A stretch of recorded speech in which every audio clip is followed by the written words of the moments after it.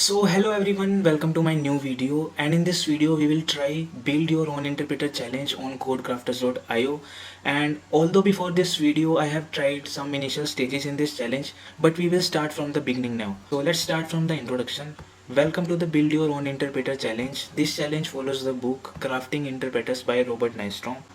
In this challenge, you will build an interpreter for logs, a simple scripting language. Along the way, you will learn about tokenization, ASTs, tree-walk interpreters, and more. Okay, so let's see what this language logs is. So this is how you print hello world in logs. Fine. And this follows dynamic typing just like Python and JavaScript. That means you do not have to specify the variables data type like in C and C++. Automatic memory management, that means it comes with the garbage collector. Data types are booleans, numbers, strings, nil. Okay, we have arithmetic operators, comparison and equality operators. Fine. We have logical operators like not, and, or, precedence. Okay, we have this print statement. Okay, we will have a look at this language later on, but let's start with this challenge firstly. So they also previously asked me my preferred language, my language proficiency, my practice routine, and accountability. So let's start with the next stage. So these guys basically prepare the starter repository with some code, and then we just have to clone that repository and write out our code and then submit our code from there only. So this is how you clone this repository, move to the repository, and then for the first stage you just have to push an empty commit. So after that commit is received, they will say git push is received and your first stage is now activated. Now let's move to the next stage. Since this is the first stage, we have included some commented code to help you get started. To pass this stage, simply uncomment the code and submit your changes. So in this stage, I had this block of code commented out like this, and I just uncommented it, and then I just committed the changes, and then git push origin master. And these guys ran the test cases and then said tests are passed. And now let's move to the next stage, scanning parentheses. In this stage, you will implement your own solution. Unlike stage 1, your repository does not contain any commented code to pass this stage. Fine. So what is the task?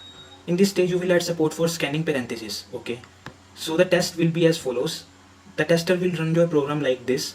This is my program. They will give the tokenize command and the test.logs file. Okay. As you can see in this program, they have read the command from the sys arguments, and they have also read the file names from the second argument. That is fine. Just like this, tokenize is the command, test.logs is the file name. Fine. Okay, so this is the contents of the test.logs file. Okay, so here they are also reading the file contents, and let's try this.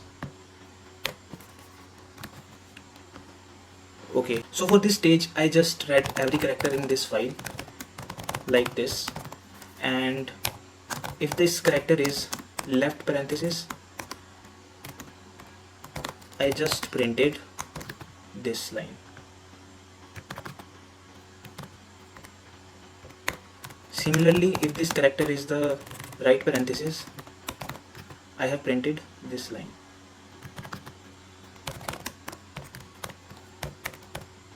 And at the end, I have just printed end of file null. So I don't know, they have two spaces after EOF like this. So I have printed two spaces after EOF. Also here they are checking if there are any file contents, then raise not implemented error, scanner not implemented. But since we have implemented the scanner in this stage, let's remove this and save this, and then run our test cases. Okay, so the test cases are passed.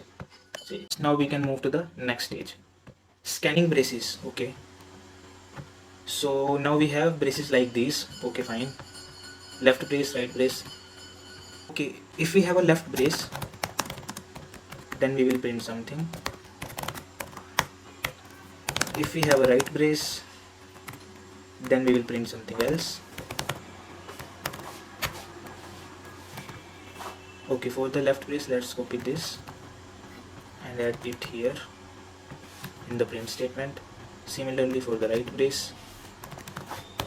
Okay, now I think we can test this. Let's add these changes, commit these changes as third stage. and let's push these changes to the master branch.